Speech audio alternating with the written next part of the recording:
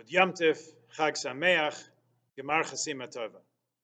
This harrowing moment, this terrifying scene that we read on Rosh Hashana, Genesis chapter 22, of the near sacrifice of Isaac by his father Abraham, is something we now read in our shul every morning of every day of the year.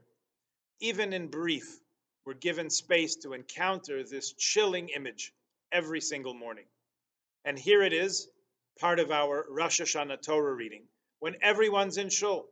This is the message that we want people to hear. Why? What is so important? It's to remind us that child sacrifice was once commonplace, but now is a thing of the past. Or is it really past? Someone famously said that the past is not history, it's not even past. It's still here with us now. We do not want, we do not desire, we do not celebrate the sacrifice of children, God forbid. In fact, the opposite is true. We do everything we can, everything within our power to protect our children, to ensure their safety and well-being and the chance to grow up as proud, healthy, safe Jews. This is not the time to compare ourselves to other cultures where, in their bizarre world, putting children in harm's way is a worthy, or even, God forbid, a noble strategy. It's as if the angel of God who comes to Abraham in this Torah reading comes to us every morning and says, stop, don't stretch out your hand against the child. Don't do him any harm. Calls out to us each day and says, put at the top of your list protecting your children from harm. Spiritual sense, we have to safeguard our children's souls. And in a practical sense, we have to protect their physical safety. In the dark days of the Soviet Union, communism was the sworn enemy of Yiddishkeit, of Judaism.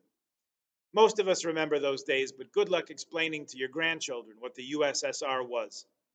As was well known, being caught involved with anything Torah related was seen as counter-revolutionary. People would lose their jobs, people would lose their lives. On a Zoom the other week, telling our family stories, one colleague related to us the family lore that her grandfather had been in Moscow when Golda Meir arrived as the first ambassador of the Jewish state to Russia in 1948. She met with Jewish leaders off the record, and she asked of names of those who wanted to come on Aliyah. She took down those names with a promise to help get them to Israel. Somehow the KGB got a hold of this list and arrested everyone on it and sent them to Siberia, where this woman's grandfather died in exile. This story was told by Rabbi Tob, the Kalaver Rebbe, who passed away at age 96 just the other year. In those days of the Soviet Union, of course, having a bris milah was a major risk for any male Jew. Since the authorities knew that milah should be done on the 8th day, they watched new mothers who were Jewish extra carefully. Parents would wait weeks, even months, to bring their sons into the covenant of Abraham. So once it happened in Kalyazin, a town on the Volga River, that a group of friends were notified that the Chaikin family, who had a son a year ago, was planning to make a clandestine bris milah for him. The guests gathered in a basement, and the bris took place. Everyone whispered Mazel Tov. The child was brought to the back room where his mother was waiting for her son, newly ushered into the covenant of Abraham at the age of 1 year. All of a sudden, there was a scream, there was a wail and a cry, and then there was a thud. Panic broke out as people burst into the room and saw the mother lying on the floor where she fainted. This mother, Anya, had feared that her son might never have a bris, and she didn't want her son to grow up that way. She was determined not to let it happen, so she took upon herself something that would compel her best efforts, keeping the mitzvah in mind every day until it took place. The mother vowed not to kiss her child until he had a bris milah. For close to a year, she kept her vow, and she suffered the pent-up emotions that only a mother could feel. Finally, after the bris, she had taken her son into her arms and kissed him. Overcome with emotion, she fainted. Imagine a young mother with no Jewish education, no internet, no Google, No, ask Moses online with such firm and unshakable dedication to Yiddishkeit. In the spiritual sense, it's the dedication and devotion of parents like this who no doubt draw their strength from the inspiration of Abraham, putting his own personal feelings aside to follow through with God's call. That's what's helped our people endure as we are down through the centuries. The Kalever Rebbe of Jerusalem, who related this story, was himself a survivor of a different kind of Akedah, a different kind of near sacrifice. He was taken as a child to the laboratory of Dr. Mengele, may his name be erased, and experimented upon in such a way that left him unable to grow a beard or to father children. Instead, he became a teacher, an educator, a leader among the Jewish people of children and others, and was recalled with great honor by leaders in Israel at his passing. We hope that child sacrifice is a thing of the past, and we review this chapter of the encounter between God and Abraham, Abraham and his son Isaac, the angel, the ram caught in the thicket, who was offered in place of Isaac, and the horn of that very ram, which we look forward to hearing when it sounds as the shofar, heralding in the Messianic age. Our question today is, has child sacrifice faded into history as we want? Last month, the 900th family in Israel was called upon to sacrifice their child for the cause of Israel's and the Jewish people's continued safety in our land. In recent months, to connect ourselves even more with the sacrifice that Israelis are called upon to make in our times, we've been mentioning a few of the names of those soldiers, young men and women who have been killed in the recent conflict over 23 months. It's hard to hold back the tears when we read the names of boys and girls. That's how it feels. Teenagers and 20 and 21-year-olds who answered the call of duty to their country and their people and lost their lives defending us. Those kids will never stand under the chuppah. They'll never give their children the names of their ancestors.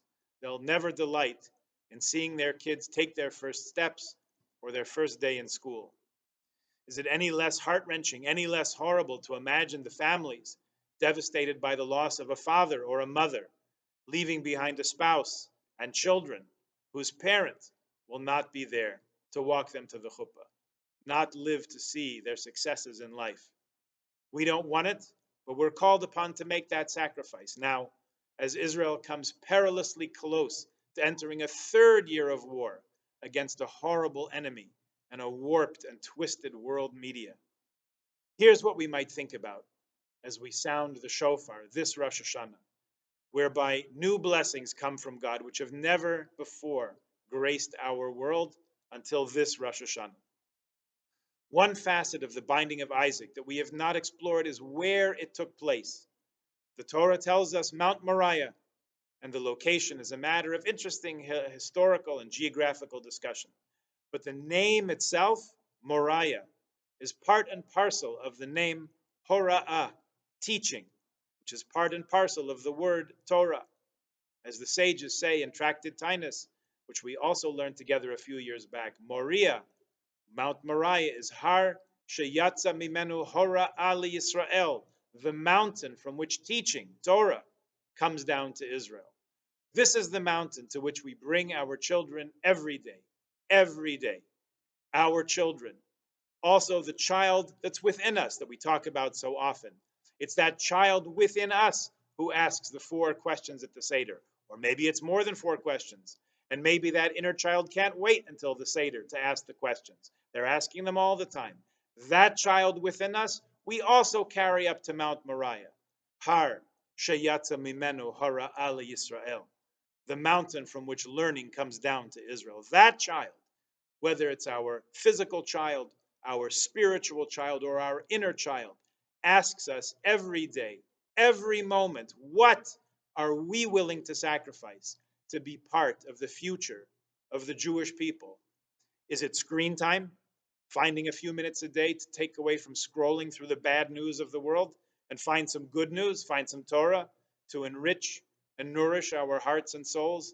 Finding a new skill in Jewish life, making kiddush, making blessings over food, making blessings after eating food, finding time each day for prayer, finding more resources to give tzedakah in money, but also in time. What are we willing to sacrifice? I went to visit one of my rabbis this summer who was sitting Shiva for his father. I remember when he lost his mother a few years back, he told me one time that when she was visiting, they were getting ready to go somewhere, and his mother said, "Just give me a few minutes. I have to daven mincha before we go." And he thought, that's funny. I never saw her daven mincha when I was a kid. Later in life, she found new places to make her life holy and dedicated on the mountain from which comes forth teaching to Israel. Har sheyatza mimenu hara li Yisrael.